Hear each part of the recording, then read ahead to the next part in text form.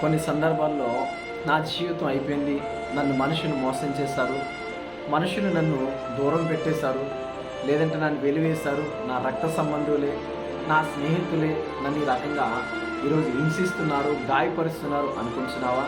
ప్రియ సహోదరి సహోదరుడా, my dear friends, మనుషులు నిన్ను గాయపరిచారు కానీ నీ దేవుడు నిన్ను గాయపరచలేదు.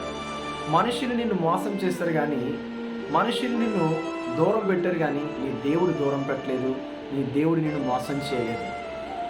ఎప్పటికీ కూడా నీ దేవుడు నీ కొరకే ఆలోచన కలిగి ఉన్నాడు. కాబట్టి నీ దేవుడు నీ జీవితంలో మేలు చేయడానికి ఆయన అనుక్షణము సిద్ధంగా ఉన్నవాడు. నీ స్నేహితులు అనుక్షణము నిన్ను గాయపరచాలని చూస్తే నీ గాయాలను కట్టాలని చూస్తున్నాడు నీ దేవుడు. నీ స్నేహితులు నిన్ను నష్టపరచాలని చూస్తే నీ దేవుడు నిన్ను సంతోషపరచాలని చూస్తున్నాడు. ఇంకెందుకు ఆలస్యం? దేవుని సన్నిధిలో మొరపెడదాం, ప్రార్థన చేద్దాం.